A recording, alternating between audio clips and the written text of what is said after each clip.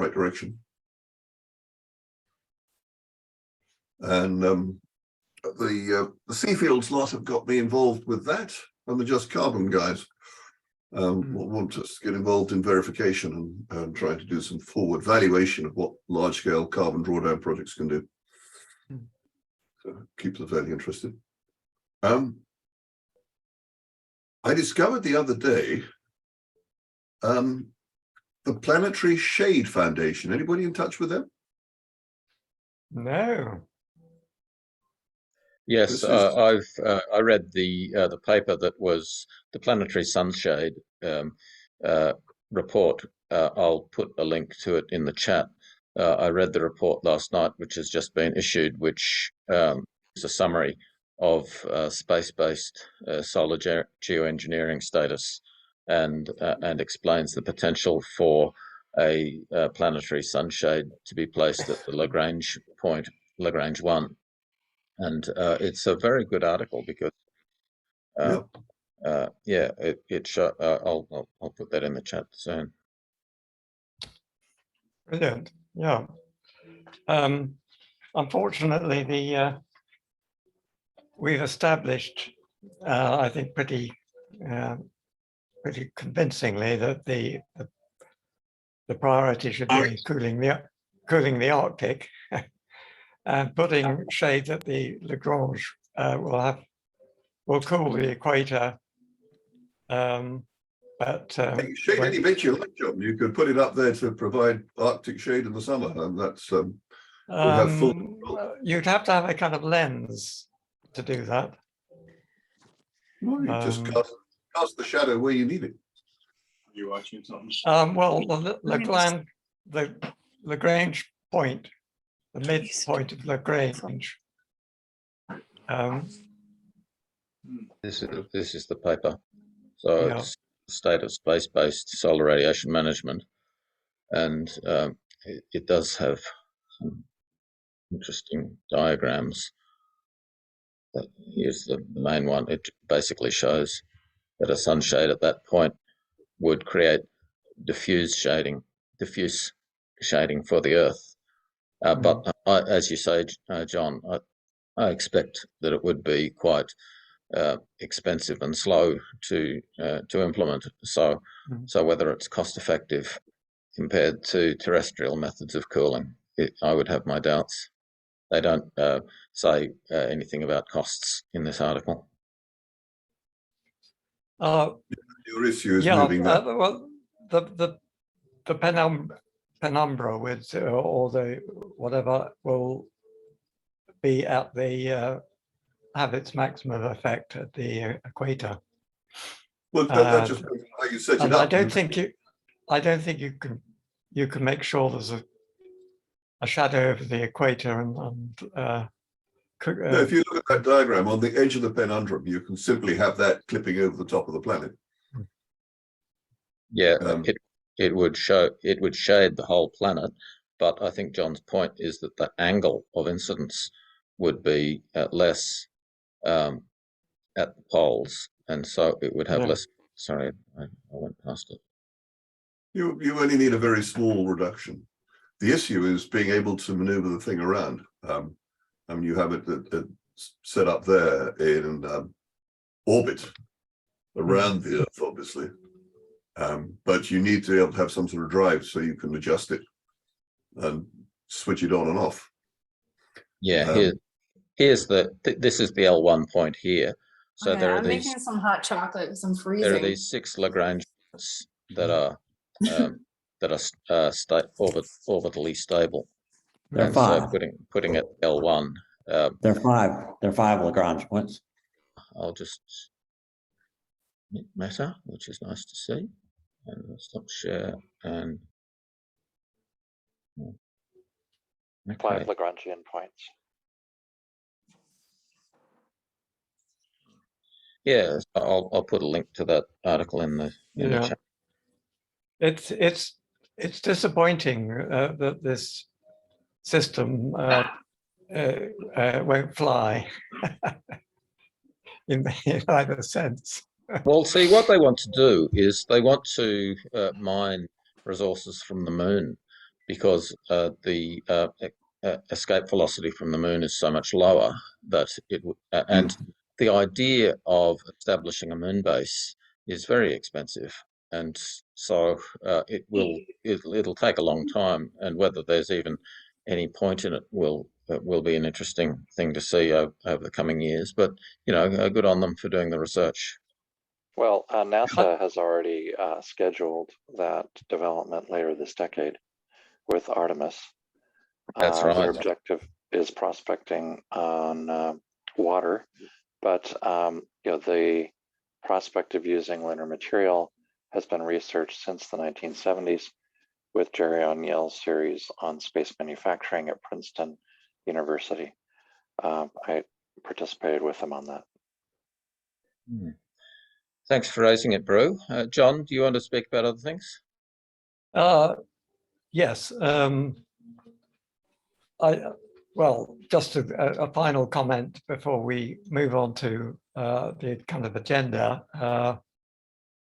I think these efforts to cool the planet are all a good publicity for advertisements for the need to cool, and making sunsets, I think, has provoked a lot of useful discussion, beneficial discussion, because people say, well, why do you want to do it, and is it really dangerous? And and the point is that it's mimicking what volcanoes do.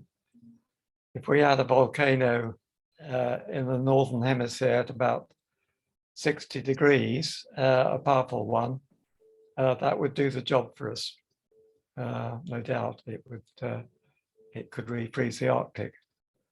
But since there's no sign of a supervolcano at 60 degrees north, we're lumbered. We're doing it ourselves. And we've got a huge number of reasons for refreezing the Arctic.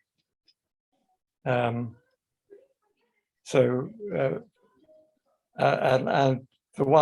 reasons that we want to stress will vary on our audience, and that was one of the themes from our last meeting, was who is the audience for, who's going to be the audience,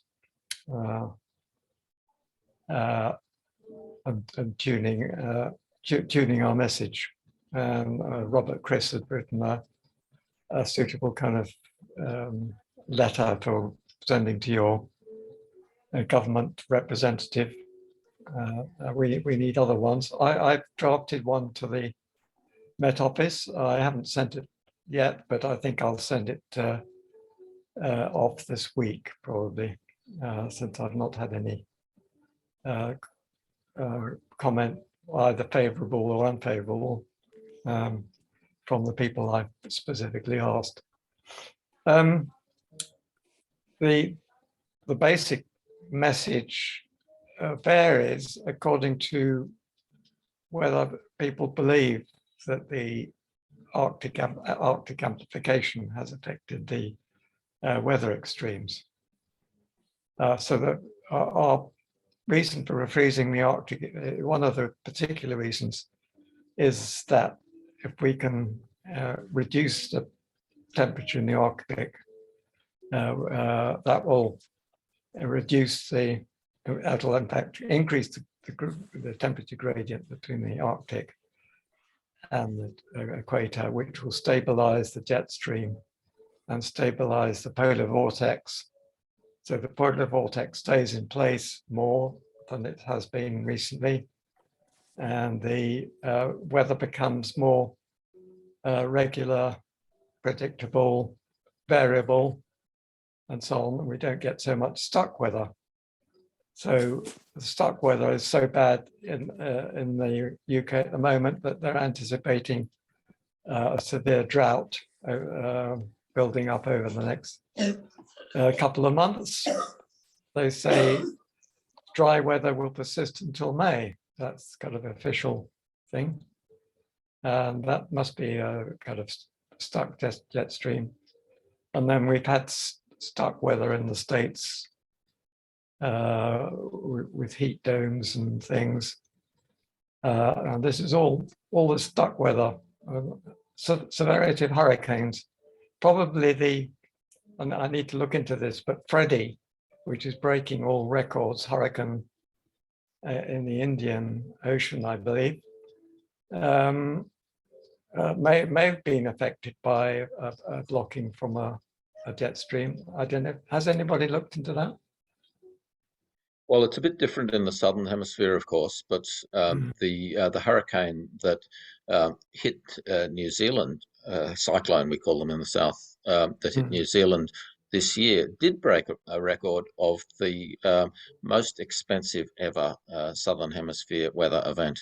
So Freddie's hitting Mozambique, and Mozambique doesn't have the economy that New Zealand does, but New Zealand, of course, is well south of the usual hurricane track. It has had big hurricanes in the past, but haven't heard so much about Freddie. John, I'd like to invite Meta to say hello. It's just really nice to see her on the call, and just. I think her interviews around the Hudson Bay I've found really interesting. So do you mind if we just invite Meta to say hello? Please, Meta. Oh, hi, everybody. It's lovely to be with you. You know, I'm in my hospital room, so I do need to keep it muted most of the time because there are people in here and around making a lot of noise. But I haven't normally been able to be with you because of conflicting schedules. But I think I've had to put the talk shows on hold for a couple of weeks since I'm not well. But I'm hoping maybe even a week, like next Monday, although don't count on it. But we want to have at least 2 shows about the Hudson Bay Project and 2 additional angles on it. And that is, I would like to have one conversation with Franz and Clive and Peter Fikowski and anybody else about the whole outgrowth or the whole, there are so many different angles coming out of this iron salt aerosol angle that it would be good to talk about, especially I think the possibility of this use of titanium in the Arctic. So I hope to plan a show about that. And of course, Stephen Salter will be very crucial there because my notion is that it would be ideal to combine 3 different experiments and really call them experiments rather than efforts to really promise that we can achieve anything. I don't think we can promise to refreeze Hudson Bay, but we could call it an experiment with the cloud brightening, and also with Franz's all of these things about the iron salt and the other aerosol things. I'm concerned about the methane escaping from the wetlands of the southern Hudson Bay. There's an enormous amount of methane coming out of there, and it would be a good way to test whether or not we can knock out methane from those, those sources. And then a third possible experiment to be combined or at least run administratively from the same kind of site might be a cirrus cloud thinning. And I don't know enough about that.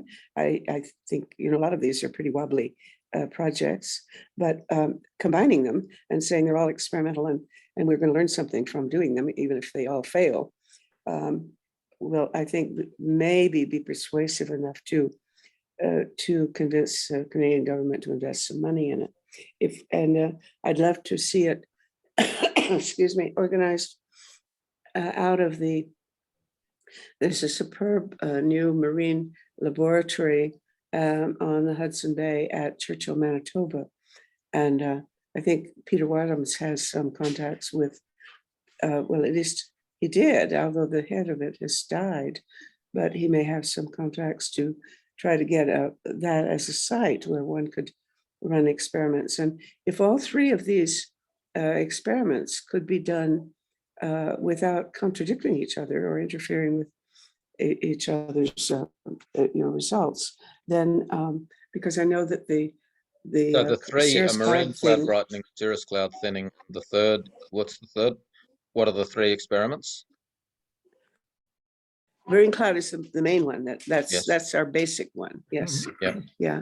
And if they're all compatible, then it would be nice to have them administratively combined so that we could have, really produce something, at least Look, some information, whether or not we can. Meta, I might just Mhm. jump in and say what a fantastic thing it is to suggest Hudson Bay, given that it's got the sole national jurisdiction and is very far, and so does not require international governance.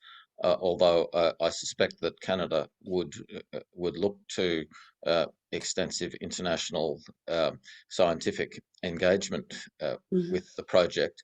Do you mind if I just I find this a really interesting suggestion because like I've been sort of banging on about the Antarctic, and I think that Mhm. Hudson Bay would be much easier than the Antarctic as an initial field test site.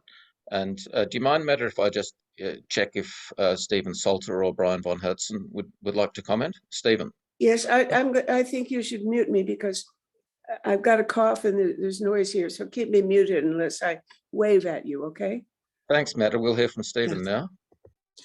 Well, I think the Hudson Bay political thing is much more attractive than anywhere else. I think I would be quite happy if we could show an increased pattern of brightness in the clouds over it, and you will not be able to see that with one image because the contrast that you need to save civilization is below the contrast threshold detection of the human eye. We can't see a contrast change less than about 15 or 20%, and we need about 1 or 2%. But we can do this by combining a large number of satellite images and rotating them to make the direction of the wind be the same in all of them. Changing the wind direction will change the direction of the brightening, the very faint brightening you're going to get. But if you then rotate them, then you can see it. And I have sent people, I don't know if everyone's got it, a simulation of this being done with a very small stimulus and superimposing 100 images. And then you can just see the extra whiteness coming out. This was done with a group of images that was given to me by Wood at, I think, Pacific Northwestern, Rob Wood. Now, Brian, did you want to comment? And also Ben, I think, wanted to speak. Brian. Yes, yes, and good morning from Australia. I concur that marine cloud brightening is worth testing in Hudson Bay. I would also encourage the testing of ice volcanoes in Hudson Bay, simply because that is easily done there and could effectively in the wintertime produce ice thicknesses of 10 meters rather than 1 meter. And that 10-meter ice thickness would be able to survive through the summer. And thus there's a good chance to do the evaporative process that can also increase the amount of heat flux into space during the wintertime. So I would encourage both of those research programs to be put forward, and we're happy to advise on the ice volcano research. Now, ice volcano is a term for ice pumping. So it's I suppose, simulating the lava flow with wind power or perhaps tidal power. It's also moving a large amount of hot water onto the top of the ice.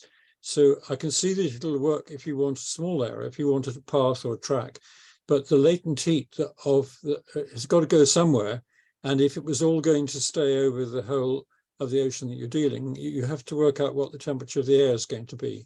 Yes, And I can answer that question, Stephen. One meter depth of ice, if it was only going to be warming up the air over a square meter, would raise the temperature about 30 degrees. That's fine. So, You know, there's this has already been solved, since you get a convective instability that transports the heat very efficiently to the top of the troposphere, at which point it radiates at night into space much more efficiently than otherwise. So this is just like the interior of the sun, which is convective in the interior and radiative in the exterior, similar to the the heat transfer that occurs in the sun and other stars. This will be convective at the lower altitudes and radiative at the higher altitudes during the wintertime. I can see think this that very, makes it, very well for a small area, but I find it. Stephen, that's an interesting debate. I mean, you've raised it before. I'd rather that we just not dwell on that debate about ice volcanoes. I think testing them is a great idea, and we can find out. Now, Ben, did you want to speak? Please unmute. I just had a comment back on the planetary sunshade thing about, I think there's 5 Lagrange points, not 6, but I also had a quick look and it looked like they're talking about something 180 times the mass of the International Space Station, which is quite a large undertaking. Not that any solution to climate change is going to be a small undertaking, but yeah, Ben is correct about the 5 Lagrange points, and we've already done this analysis back in the 1970s using linear electromagnetic mass drivers. Those were developed in the Princeton laboratory, and they can be done with relatively small amount of mass lifted to the to the moon. It could be done even at the South Pole, where the water ice research and prospecting is taking place. And furthermore, such an electromagnetic mass driver could use solar energy to effectively launch lunar moon dust to the appropriate Lagrangian point that would enable a certain amount of shading and scattering to take place. That said, we do need to analyze the micrometeorite hazard that would be associated there and try to reduce those risks as environmental space risks. However, it's promising and actually quite practical, given that NASA will likely have a long-term mission to Mars scheduled later this decade, and such research could be undertaken on that timescale. Well, it's an economic benefit from the Artemis project. It is, and they've spent quite a bit on Artemis, and between the water ice and the prospect to actually provide some sun shading, if we can address the micrometeorite hazards, which could be substantial, then it would be worth it to explore what could be done in that regard with respect to getting cooling planet Earth and restoring pre-industrial climate levels. That report proposes an array of 20 square kilometer aluminium sheets. I don't see any reason to build aluminium. You've got moon dust, which reflects sunlight perfectly well. You can control the aluminium sheets more easily, but with far less processing and far less lifted mass to the moon, you could in fact build a cloud of moon dust that would be somewhat stable around L1, but we'd have to determine the ultimate trajectory there, and would effectively provide some fairly effective shielding years before an aluminium system could be launched, I expect. Thanks very much, Brian. That's amazing that you know so much about it. Sorry, Stephen, say again? How do you get rid of it when the next ice age comes along? My understanding is the lifetime is a few years, and there's a certain decay strategies for where that dust goes eventually. That needs to be analyzed and researched, but it can be done using the ephemerides computational systems that can simulate the orbital trajectories of these diffuse clouds of material. So you just send them up there passively and they'd wander around and eventually decay out, and you'd have to have a replenishment process. Yeah, I think what happens is you actually get light pressure from the sun, which eventually cleans them out. We just need to ensure safety of satellite systems. But I believe on a few year time scale, the solar wind blows the dust away. Mhm. I would expect that. It's something to be verified. Thanks very much. Let's go back to John Nissen. Yeah. You there, He's John? gone- Oh, he's gone to sleep. well. He looks to be frozen. Look, while we wait for John, I am going to share this diagram that I just shared on email, which is a model of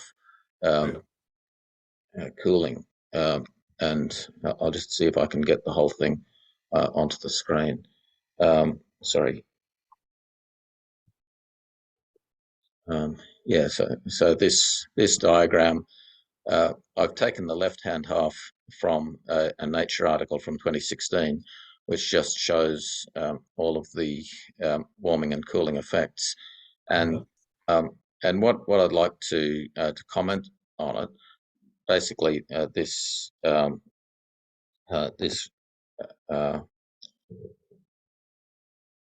red line shows the sum of positive and negative forcings.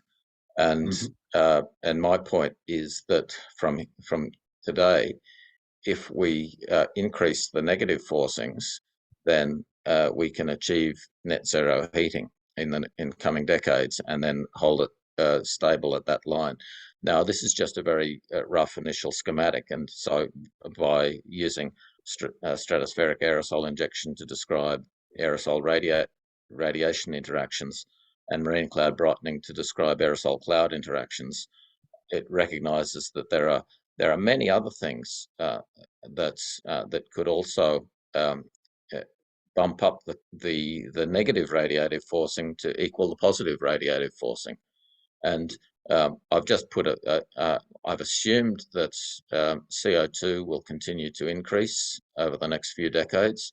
I just sort of fitted CH4 into because I wanted to keep this as a straight line. I just sort of fitted CH4. So that's not any suggestion, but the broad thing is that this provides a climate model for what the effects of cooling technologies could be, and it also indicates that how net zero emissions is quite marginal to the overall climate balance, because really with net zero emissions we don't do anything to change this ascending line. You know, we still or maybe we bring it back to flat, but it is going to ascend over this coming decade.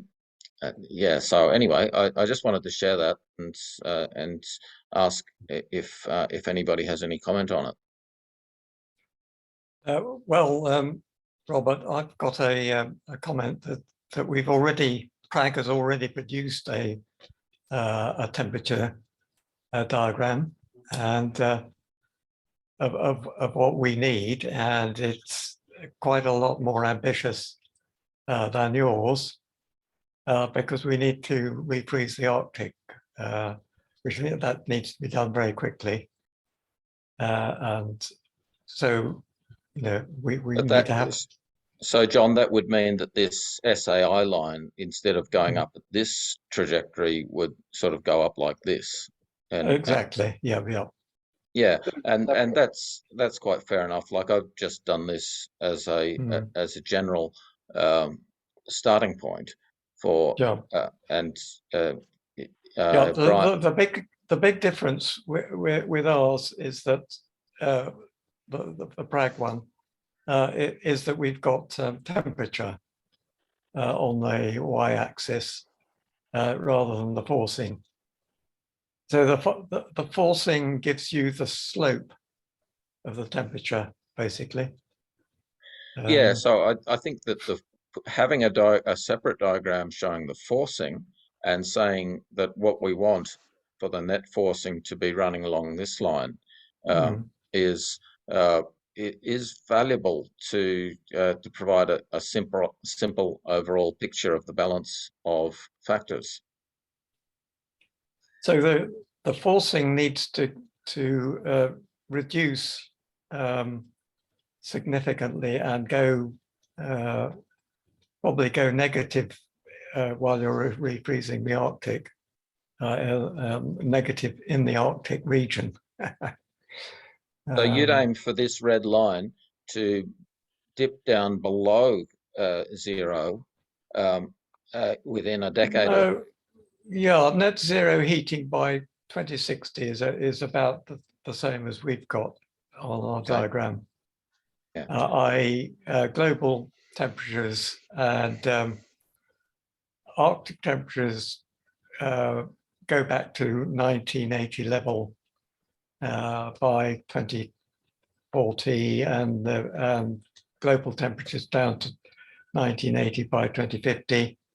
And if they continue down, you've got net zero heating by 2060, but you have to couple that with a lot of CDR as well, Right. because you don't want to have to kind of overdo the cooling intervention.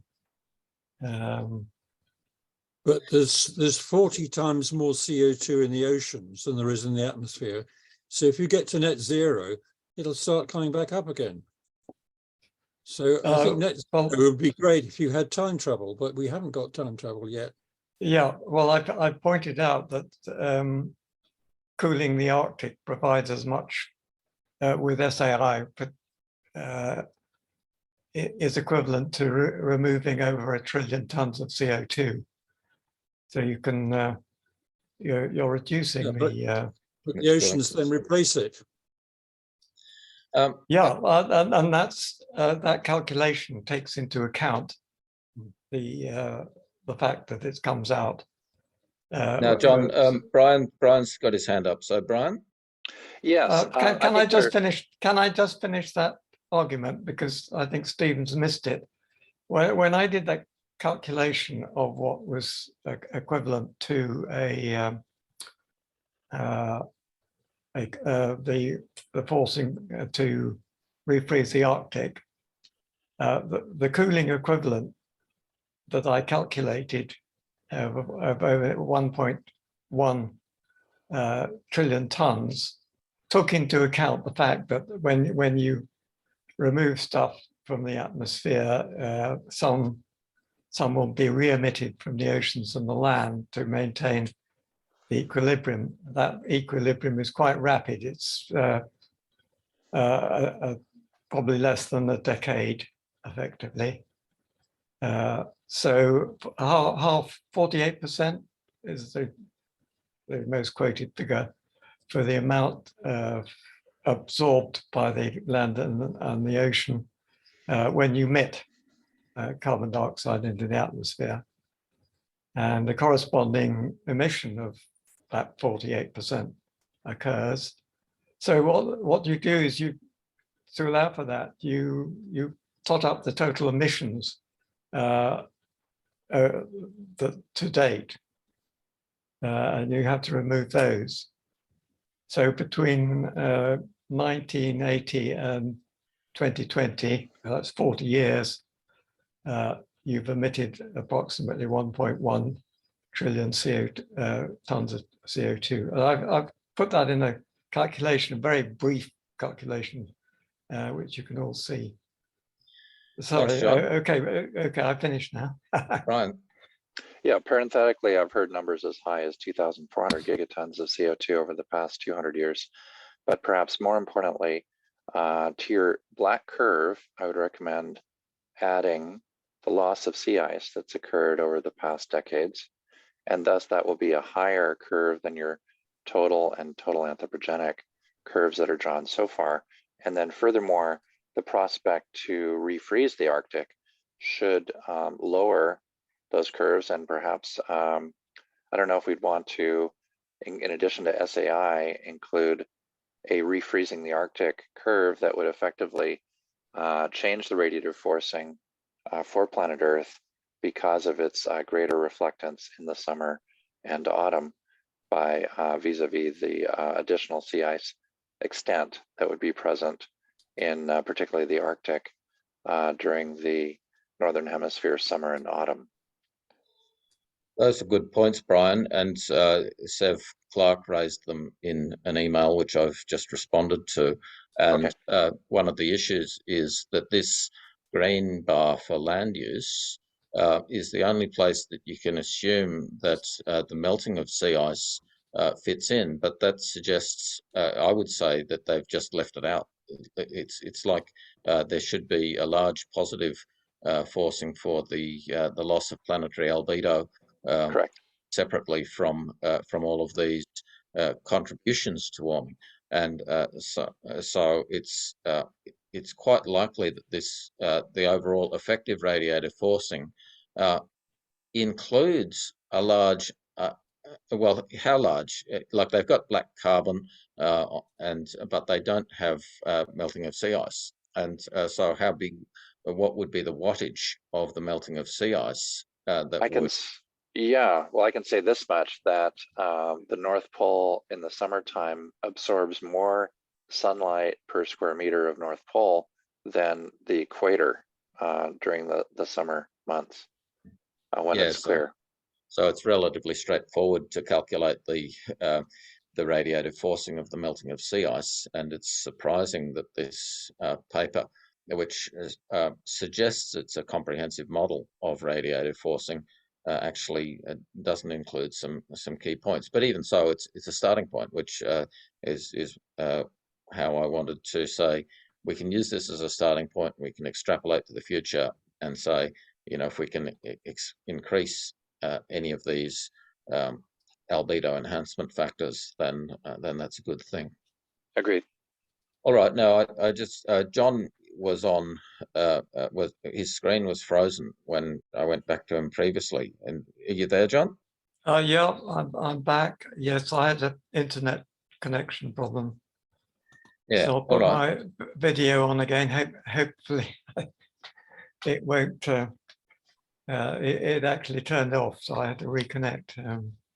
Very good. Now let's get back to sorry about that. The questions that you wanted to raise on the agenda. Yes, basically we're trying to persuade various groups, such as the SAMI, but also economists and perhaps military people, security experts, and trying to get some leverage of our message, which is that the Arctic needs to be refrozen at high priority because it presents a huge risk, and there are 3 or 4 risks which are huge. There's the collapse of the Greenland ice sheet, which is in process of disintegration as we speak. There is the well, it'll be starting again. It'll be full swing in a few months. There's the emergence of methane from permafrost, which frightens, I think, more or less everybody. Not that it's reached gigantic proportions. So the forcing from methane is still a fraction of what we're getting from CO2, but it could come out very much faster, and in the past it's thought to have come out very much faster, partly as a result of heating, but also because it's a lot of the methane is in the form of frozen methane, which is like being compressed. It forms under pressure and low temperature, so and it dissociates very quickly, and you can get an explosion. And then so you can get a sudden burst of methane, and there's so much. That's the clathrate bomb. Yeah, clathrate bomb. Yeah, the methane bomb idea. And it's, roughly speaking, if it came out at the 50 gigaton level, there are 5 gigatons of methane in the atmosphere.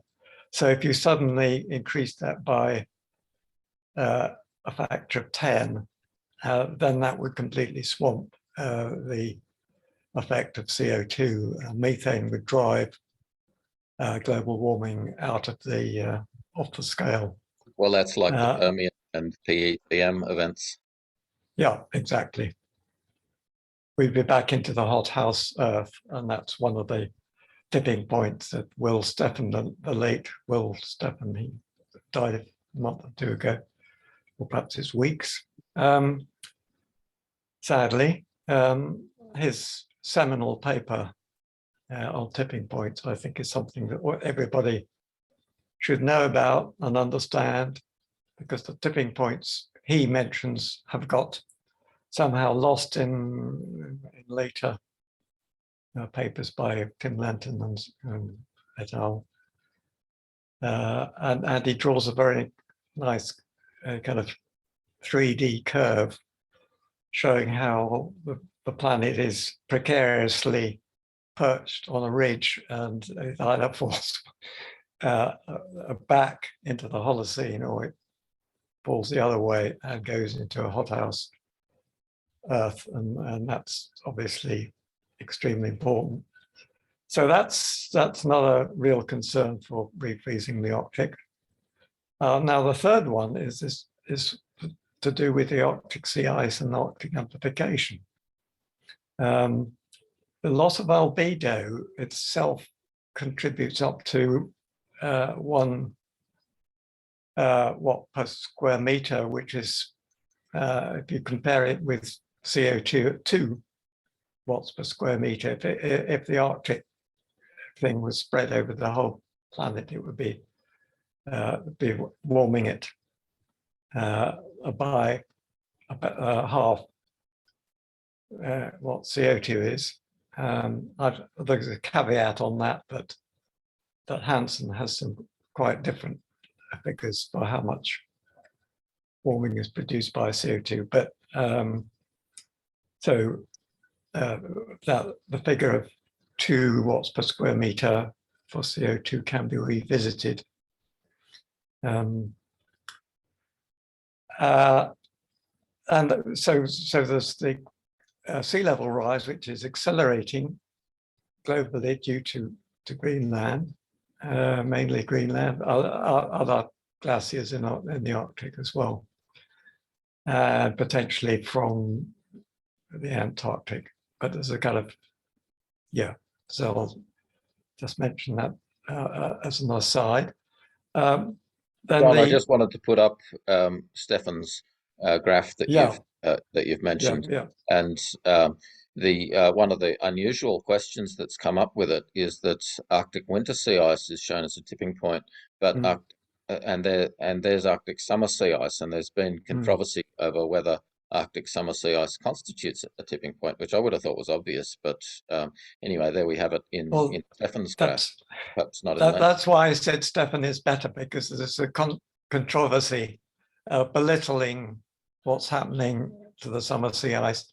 The crucial arrow there is the one that is not captured by the modelers, the climate modelers, on which IPCC relies, the models that they rely on. This is the effect of the Arctic summer sea ice on the jet stream behavior. That's this line here, which is yeah. mutual. And Will Steffen has that in there, and that jet stream behavior is causing our weather extremes, and we've had this stuck weather, which is happening here now and has happened elsewhere.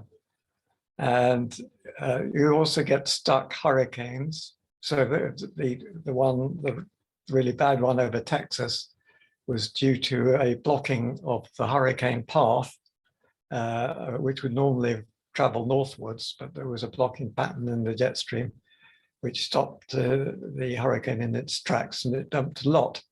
And it's just possible that the same kind of thing is happening to Freddie. That's why I was asking about Freddie at the beginning of the Zoom meeting.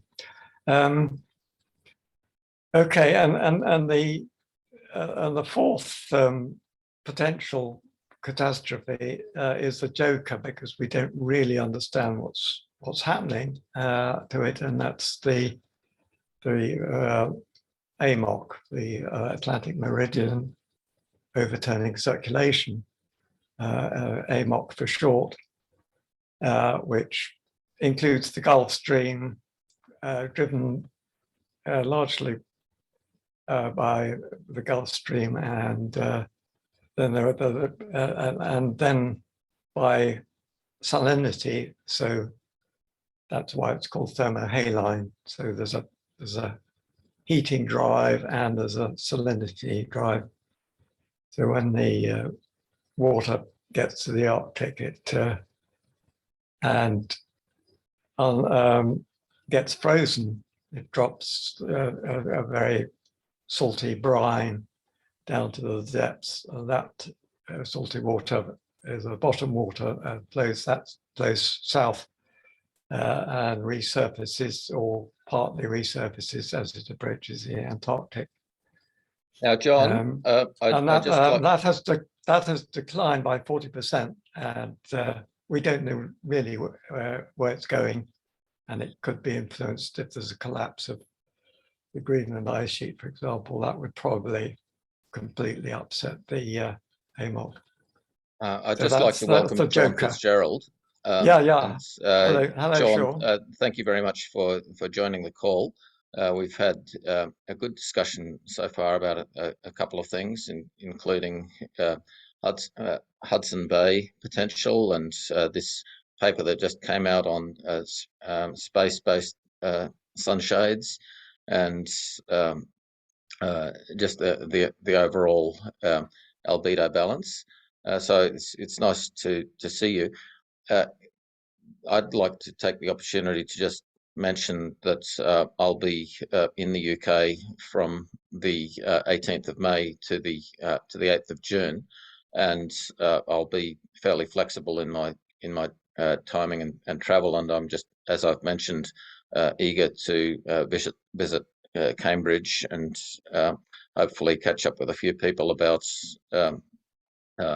rebrightening the planet. As if we can have a discussion on that, it would be fantastic if the Centre for Climate Repair at Cambridge could be involved with that. Peter Wadhams and John Nissen and a couple of others have expressed interest in joining up. I'll also visit Edinburgh and see Stephen Salter there. So welcome, Sean. You're welcome to, if there's anything on your mind that you'd like to share with us, you'd be welcome. I'm mainly in listening mode this evening, Robert. But we've got a new injection of funding, which has been a while coming, but into the Refreeze the Arctic initiative here in Cambridge, with a new lab that's just opened and a couple of students now cracking on. That was exciting news to see that. Quite a generous philanthropic support for the centre. Yeah, so and it's a collaboration with some folks at TU Delft as well, but obviously we're very keen to ensure that it's a wide collaboration with others as well. So Stephen, we actually do need to update you on where we've got on the fabrication side with your design as well. So that's in play, as it were. Great, nice to see you, John. Yep, that's brilliant. I would like very much to input to your efforts on the refreezing the Arctic, because I've been doing some calculations on how much cooling power could be produced by stratospheric aerosol. Well, I didn't do the calculations. Doug Martin did it for me. And he's confident that stratospheric aerosol injection at 60 degrees north could provide enough cooling power to overcome the loss of albedo, which Peter Wadhams and I reckon could be now reach as much as 1 watt per square meter. That's equivalent to half the global warming produced by CO2, but it's focused in the Arctic. So that's why the Arctic is warming extremely rapidly. The waters flowing into the Arctic is also contributing to that. A lot of ice, so there's a vicious cycle of melting and warming going on, which means that the sea ice and the snow are continuing to retreat. Perhaps not as rapidly as might be expected if there was not a bit of negative feedback. We don't know how much negative feedback, but the ice breaking up in the autumn is a kind of negative feedback because it increases the amount of thermal radiation into space.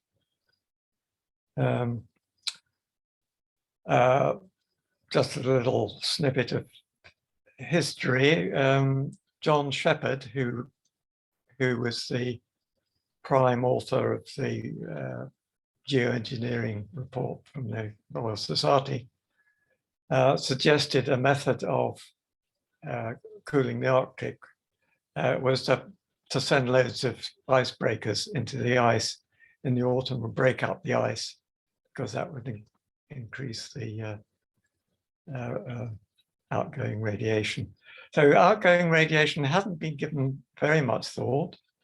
It is a reason for the cirrus cloud thinning, but there are probably much better ways of increasing the outgoing radiation. And what Brian was talking about, Brian van Hertzen, who's here, was talking about earlier, you'd have been interested in this, Sean, is that if you make ice volcanoes of some kind, you can actually encourage a convection of warm air into the upper atmosphere, where it radiates quite effectively into space. So we've got a potential cooling method there. I think an even better thing, which we haven't investigated, is very simple. It's cloud seeding, especially in winter. If you can seed clouds in winter, snow falls onto the ground, which is a good thing if you're Greenland. You're getting more snow in the winter, which helps to redress the mass balance, which is negative at the moment. And the other thing is, of course, once the skies are clear of cloud, there's a huge amount of radiative forcing going out into space. Now, John, Sean wants to respond. So can I invite Sean to respond? Yeah. So I think Brian's aware. I'm aware of the ice volcano idea. In fact, we have, we've got a student working on that at the moment. We had one last year. We've got another one this year, looking at. So if you think about the 3 R's for the Centre for Climate Repair, which we have reduce emissions, remove greenhouse gases, and at the moment we've got this thing called refreeze the Arctic. Actually, within the refreeze the Arctic, I actually really rather like there being 2 R's, and one is reflect and one is radiate. Of course, operating at different wavelengths. If you want to,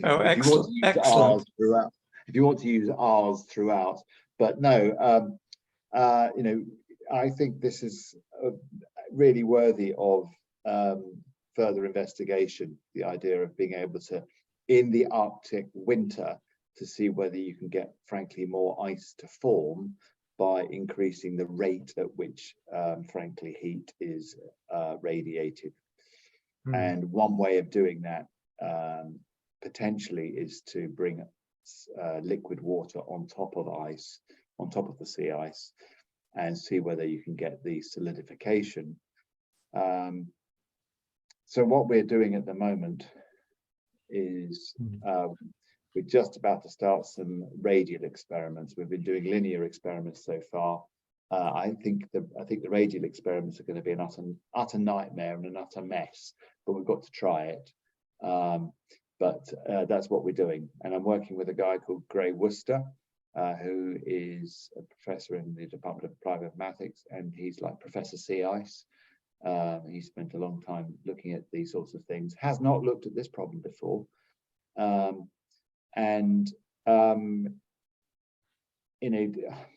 Where my head is that, and I think Seb on the call.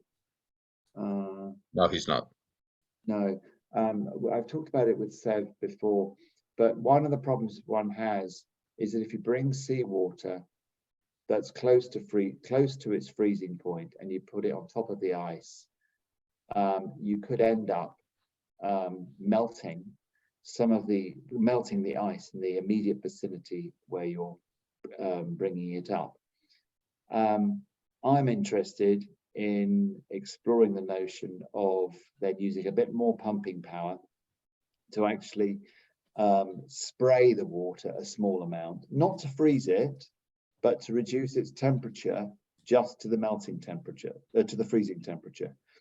So you're asking the air to do a little bit for you, right? Unfortunately, the air is limited. It's got a paltry heat capacity. The lion's share of the mechanism for the heat transfer, I think, is going to be radiation to the dark Arctic sky in the winter. But if this then overcomes this problem of melting in the vicinity, I think it's worthy of investigation. I'm not going to tell you it's the solution. Anyway, that's some of the work that we're doing. John, we had a really good discussion at the top of the call with Meta, who is with us, and Meta's just can I just a sec, John. I'll let you speak. I just wanted to say that we had a good discussion about the use of Hudson Bay and Churchill with Meta, and I wanted to say Meta's obviously quite unwell, and so really all of our thoughts are with you, Meta. So I hope you're okay. And let's just hear from John and then Brian. Yeah. A lot of work has been done on this ice thickening, Sean. So I ought to put you in touch with the work, and I did write it all up in a paper, PRAG output, which was on methods, a review of methods to refreeze the Arctic.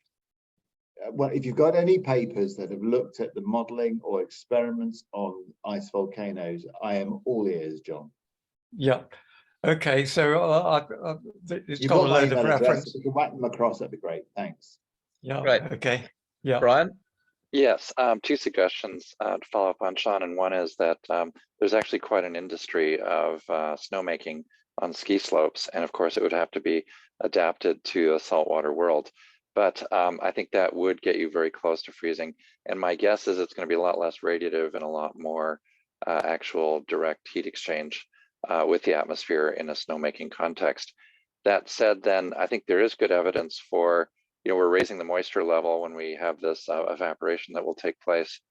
And I believe that there's going to be increase in humidity. And I think there's an opportunity to begin a atmospheric research effort that would actually look at the convective heat exchange of the additional moisture to the top of the troposphere, and then the radiative exchange that could take place above the troposphere. And that would likely have the important benefit of potentially seeding stratospheric clouds that would otherwise block that radiative transfer. So I think there are ways in the winter to optimize the heat transfer, and I'd be happy to explore that with you when convenient. Brian, I think you've raised a really important point there, which is the potential evaporation of the liquid. Now, admittedly, that heat has got to be provided by some mechanism. In other words, so now if that is it's going to have to be provided by the air, I think, effectively. even though the air is at minus 18 degrees centigrade, you need to do careful enthalpy balances to figure this out. But you are right, that's a further mechanism. And then once that moisture is in the air, you're right, you then got to worry about actually how does it get out to space. Ultimately, you want it to get it out to space, because that's where the line, that's the big sink. But yeah, I think it's quite likely we'll be able to leverage a lot of the convective stellar astrophysics that's been researched over the past 3 decades, because there's a convective regime in the troposphere and a radiative regime near the top of the troposphere that would apply during these nighttime Arctic winter scenarios. Yeah. So happy to follow up on that. No, thank you for that in terms of the mechanisms. Okay, yeah, thank you. Pleasure. Good. Now, the other thing that you said you were looking at, or somebody was looking at, was the effect of volcanoes. And Sean, and unfortunately, one of the things that we don't have is an example of a volcano at 60 degrees north or 50 degrees north, which would show how the Arctic, I hope, would show how the Arctic could be refrozen. I don't know that that's ever happened in the past. Chernobyl. Chernobyl.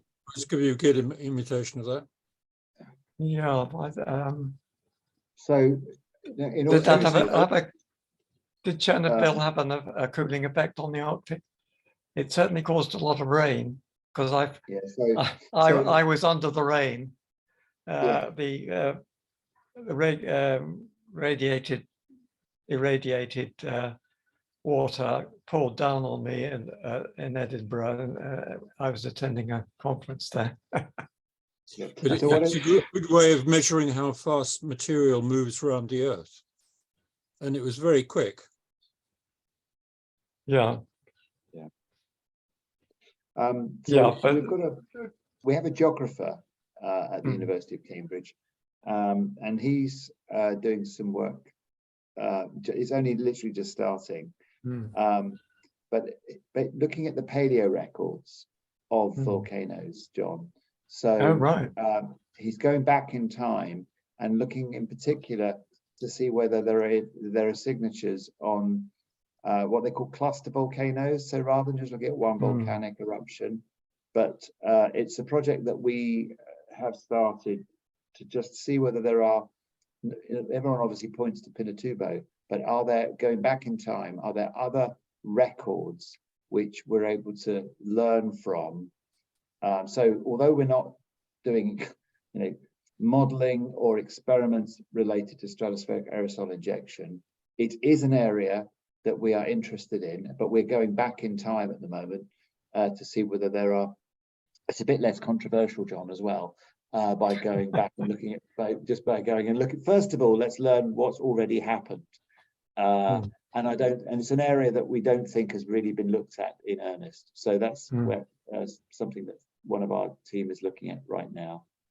Yeah, you ought to talk to Doug McMartin, who's done a lot of calculations for me on the effectiveness of stratospheric aerosol. No, we do know Doug, but this is this new area of research is looking at the paleo records to see whether we can look at some of the stuff going backward. Yeah, I've written a paper for AGU, which is looking at the Earth system as a whole and what happened due to the Milankovitch cycles, and that shows quite a lot about why we need to refreeze the Arctic, because one of the mechanisms that the Milankovitch cycles use to, if you think that they have agency, it's one of the things they use to create climate change is from time to time causing the Arctic Ocean to unfreeze and freeze over again, and you get these DO events. I can't pronounce it's Danish. Can't pronounce it. DO event, where you get sudden warming and then followed by slow cooling. The last such event was at the end of the Younger Dryas, when we got a warming of 10 degrees or so in the Arctic over a space of a few decades. And it's awfully reminiscent of what's happening now. And the Arctic became free of ice in summer. And then a few thousand years later, after the thermal optimum produced by the Milankovitch cycle, it refroze again. And that was possibly due to the ocean being resurfaced by fresh water from some kind of collapse so you can get a collapse of an ice sheet can actually help to refreeze the Arctic, can push the AMOC circulation so it no longer pushes warm water into the Arctic, and the whole Arctic can freeze up again. Now that still could happen. So if Greenland collapsed, we could be plunged into an ice age. That's I'm a little confused by that, because the AMOC does affect the surface water, but don't you still have a lot of poleward heat transfer that occurs underneath the freshwater layer? Good question. I don't know, to be honest. I get the feeling the Gulf Stream still happens. It's just beneath the freshwater near the surface. But it'd be worth understanding that better. Yes, it's possible that the Gulf Stream kind of, when it crosses the North Atlantic, continues with its momentum, even while it's being surfaced, so to speak, covered in a layer of Greenland fresh water. Yeah, now, so it's colder air for the UK, but still the ocean is still transferring the heat towards the pole with the Gulf Stream beneath the cold freshwater. Now, I happened to go to the COP, which was in Lima. So that was that 2020? Anyhow, it was the one before. I think it was the one either before or after Paris COP. And I went to the US stand, and they had a huge visual display, a map of the Earth showing ocean currents. And I was kind of mesmerized by this. And amazingly, I can't remember which month it started, but there was spread out from Greenland, going southeastwards across a large part of the North Atlantic, was a layer of cold water. Astounding. You know, why isn't this known by the Met Office and all the modeling people? I mean, this is quite incredible. So you're talking about a negative sea surface temperature anomaly that's occurred between Greenland and, say, Iceland in recent years? The meteorologists talk about the cold blob. They don't put it down to what's actually happening, which is meltwater from Greenland resurfacing the ocean with fresh water, because it's fresh, it's very light compared to the salty water from the Gulf Stream. Now, John, we've got 20 minutes to go, and I'd just like to welcome Rebecca, who's just joined us, and we've got a few other people on the call, and I do want to give an opportunity for anyone to raise anything in our last time together. Stephen has a point. I just wanted to mention before Stephen speaks, I just put up a picture of the track of Hurricane Freddie across the Indian Ocean briefly while John was speaking. And it just shows that this hurricane's just been sitting around there in the middle of the ocean because the water's so hot. And now it's whacking to Africa, and it's something that could have been significantly mitigated by marine cloud brightening, but that's not on the agenda. Stephen. Yes, yesterday I got a paper written by somebody at the University of Gothenburg, or Göteborg as they call it, saying that the Arctic ice models being used up to now are biased in really quite a large amount. She's writing for climate physicists, and it's heavy going for other people, but I'll give you the contact. Her name is Celine, that's C-E-L-I-N-E, and then the surname is Heutze, it's H-E-U-Z-E. So if you put Gothenburg University and Heutze into it, you'll get the whole paper. I haven't got to the end of it by any means yet, but maybe some of you are faster readers. This is a paper called Polar Deep Waters and Climate. I can't remember. I've got the DOI number here. I can't remember the title. I had it yesterday, but it's saying, it's giving the bias of all the existing models compared with some observations. And I think it's quite useful. Looks very important to me. Heutze.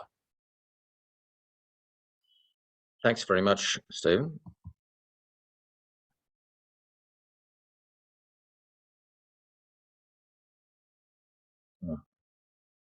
All right, Jonathan.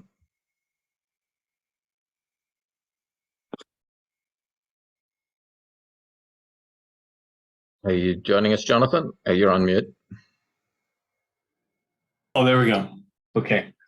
Yeah, Sean, is there anyone in your team working on the polar vortex and polar jet stream specifically?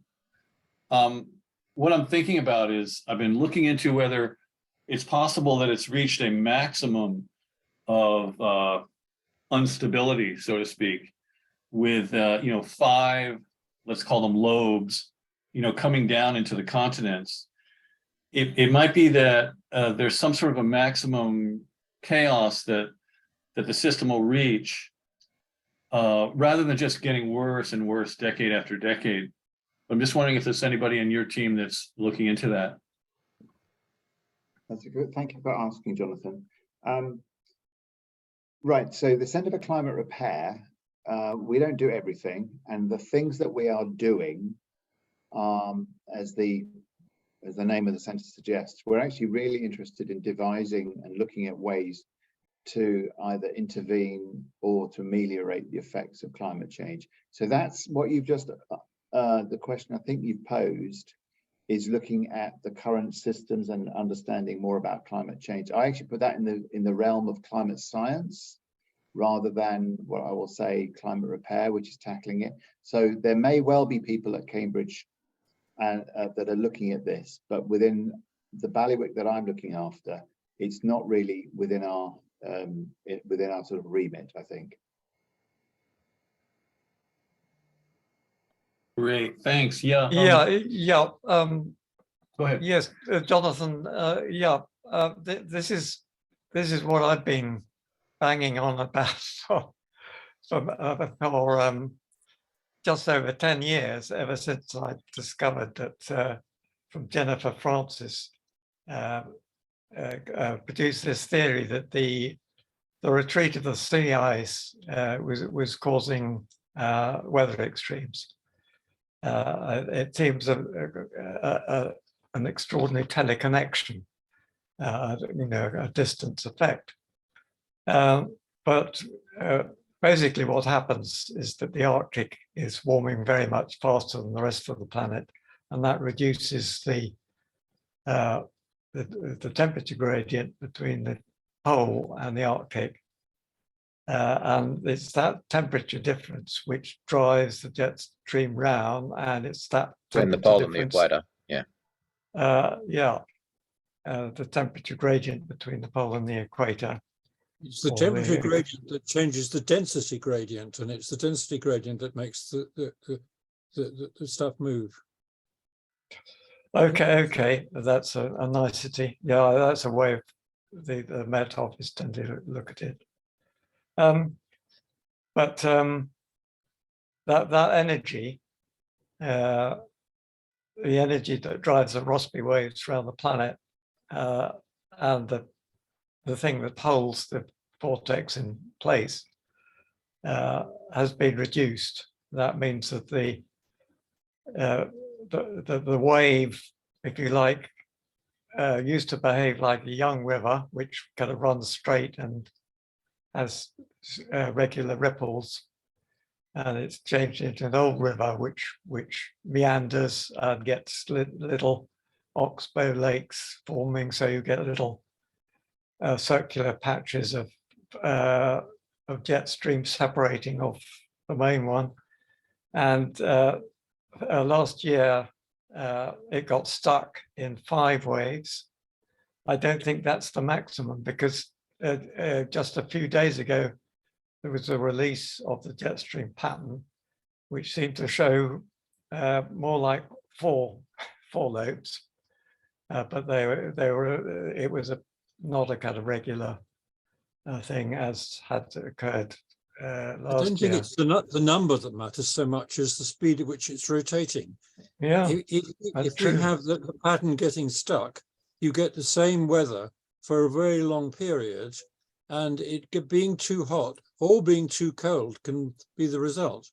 Now, what we should do is forget so much the mean values, which everyone is talking about, so many degrees, and think about what the highest and the lowest are, because it's the duration of an extreme that's really killing us. We could have Absolutely the right. same exact mean and still be in a terrible position. Yep, we keep thinking about the mean, and we shouldn't do that. Yes, adding to that, in climate circles regarding coral reefs, we use degree heating days as a way of measuring the insult. And that actually correlates very strongly with the degree of coral bleaching. Thus, I would recommend degree heating days when it comes to these extraordinary events. And that will determine the severity and the survivability of biological ecosystems, including our food production systems. Yeah. Sean. Yeah, I love that comment, Brian. So another field is looking at basically humans and our ability to cope with things, and certainly building regulations and temperature criteria. They've got a little bit more sophisticated in recent years, and degree heating days. There are a number of metrics that they use, but rather than it being an absolute degree heating days for human comfort, it's above a certain threshold that they look at. So, so when you talk about degree heating days for the oceans, is it above a certain level that they use this use this metric? Because I would suggest that the anomalies be measured. For example, rainfall, a drought or a heat. Yeah, if we had a drought, we should measure the the number of millimeters of drought of loss of rainfall, let's say, and the number of days. And of course, when it comes to heat waves, perhaps degree heating days would be appropriate. So I think we need to find the right metrics for terrestrial examples, but also consider this for the oceans. Thank you. Yeah, so our main message is that this is happening. It's almost certainly going to get worse. There's no sign of it abating. If anything, there's an acceleration of change. It's unexpected, according to the climate pundits, so their models are inadequate. Their models don't allow for this effect which is non-linear effect. They tend to model linear effects. And our message to the world is that the top priority has got to be refreezing the Arctic. That's a good point, John. Yeah, and I just want to rephrase that as the jet stream slows and increases its meanders, and the phase velocity of the jet stream oscillations decreases, there is really no limit to how bad this gets, because if it does get locked to orogenic or geographic features, then you could have droughts and heat waves and downpours lasting weeks and months, as opposed to our current California. situation. Yeah. Yes, years exactly. in California. Years in some cases, and there's no limit to the duration of these droughts in a locked world. And I just note that with interest that these chaotic systems, these instabilities we're seeing now are the early signs of transitioning from one chaotic attractor to another, and thus a pin jet stream is quite a daunting proposition in terms of winners and losers in a climate disrupted world. If you use the model of bowls and balls rolling in bowls, the period of the roll of the ball depends on the steepness of the bowl. And if the period slows, it's an indication, it's a warning that the bowl is flattening out. Okay, so look at the period of the change and be worried if it's slowing down. The period is infinite when it's flat. That's a great point, Stephen. Yeah, and I think it gets very dangerous as the period approaches zero, approaches infinity. Now we've just got 8 minutes till the end of the meeting, so I'd just like to invite anyone who hasn't spoken to speak. Rebecca.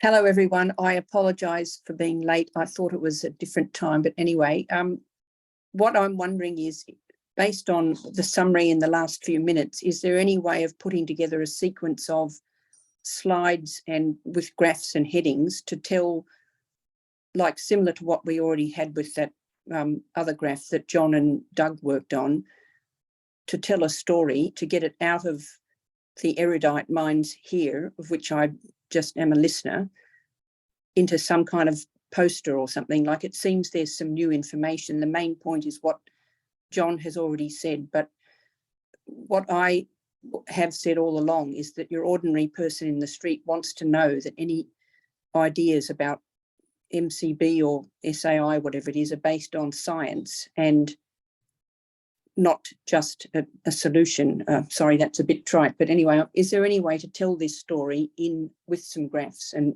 some headings? Or even a little picture.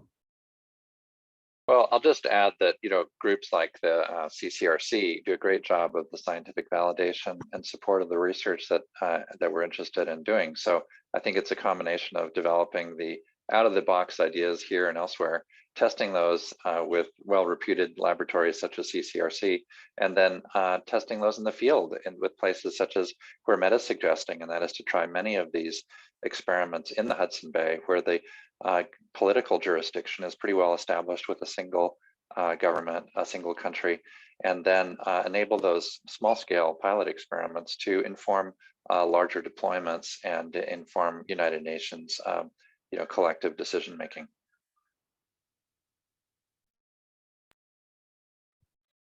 So, Rebecca, were you talking about a diagram showing the Arctic amplification or the equator Arctic gradient? Now, I've just put up a diagram just summarizing the radiative forcing and the potential for albedo enhancement to counterbalance the heating. So there's many different diagrams that we could talk about, and I think John Nissen's alert about the impacts on the jet stream. I'm not sure if I've seen a really simple diagram just demonstrating that. I was talking about. I'll look up a good one that Jennifer Francis did a good one on the jet stream. Well, I was more, seeing as we only have a minute or three left, more thinking about what Brian said and what Man has Joe has already said, obviously, before I joined, to make some sense of it, like to pick out a few things that show what we are saying and why we think some testing is needed, even though that's a separate thing about getting buy-in and working out what to do exactly. But the story of what the problem is and what can be done, like why to focus on the Arctic. I'm just saying, trying to bring it back a bit to, let's say, if you came to our church again, Robbie, or whoever, taking this out to a more general audience. Yeah, this is a diagram that I'm giving a talk to our Presbytery Social Justice Group, and I'll use this diagram. And one of the things that I wanted to emphasize with this diagram is that the radiative forcing from carbon dioxide, this grey area, it's like a great big fat slug. And the idea that we can, remove the heating that this slug is causing quickly is just, I think, untrue. So what we need to do is we need to find other things that we can do to balance that heating while we think of removing it over a much longer sort of century time scale. And so that the various aerosol and other methods that we have, I've just used this as a very crude schematic based on the data to date of radiative forcing. And the point is that what's under the line has to equal what's above the line in order to have net zero heating. And that's something that's quite straightforward. So the task now is the research that Sean and others are doing about how to deploy these so that we can reach this point of balance between heating and cooling as soon as possible.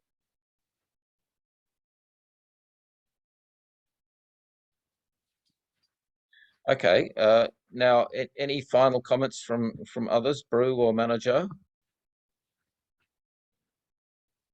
Well, I just want to stress the need to reach out to other scientists.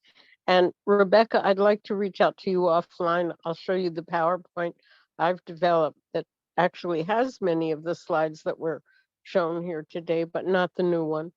And I'm working with just the public at large who are interested, but I'm also coordinating a series with local scientists, including, for example, Margie Terran from Lamont Dougherty is going to report on her recent research in Greenland. And we've done paleoclimatology, and then we're going to do earth flows. And I'll see where that series goes, but it's for a general audience. And I think we need to focus on other scientists, because invariably when I ask about climate solutions, they are nervous at best about any form of geoengineering. And that's people have got to open up their minds. That's my closing thought. Yep. Thanks, Manager. I think Brew might like to make a final point. I'm just going to say good talk. No, I don't think I've got anything else to add. On the original subject, I added that link to the space energy site as well, because there's a lot of technology there that crosses over. And I'm getting back in touch with Roger Scheuer on his EM drive work in respect of that, find out what their update is. But it's off topic, but what's interesting about space energy is the amount of support they seem to have and how successful they've been with fundraising. And I've got an introduction to the bloke who's running that, so see what I can learn. And Sean has just added a link to a Cambridge festival on the 24th of March. We can cool a warming world. Thank you, Sean. You're welcome. I need to double check this event actually, Robert, just in terms of the text behind this. I think I've got some guests It's not just me doing this. You won't. It's not going to be an hour and a half of listening to Sean.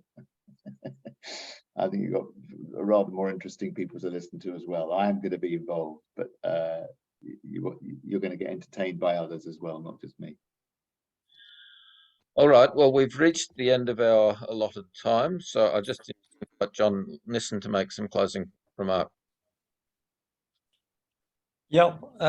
Well, thank you, everybody. We did get round to pretty solid discussion about refreezing the Arctic, which is what I really wanted. And I think we've got a few ideas for improving our outreach, various aspects that may not have come up before, and perhaps some interesting possibilities for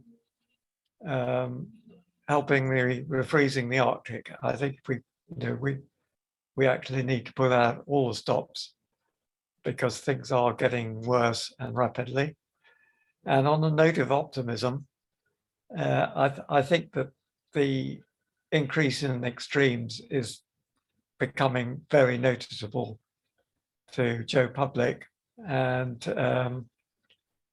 I think we could be approaching a tipping point in public opinion when if they realize that this emissions reduction isn't going to solve the short-term problem, but there are solutions which are extraordinarily benign and you know, that can be done. Even mimicking volcanoes is extraordinarily benign when you actually look at it in detail, and we do need to get some scientists to admit that, apart from a few who've written a paper like Doug McMartin. The ones who've written the paper, unfortunately, don't realize the urgency or don't admit to it.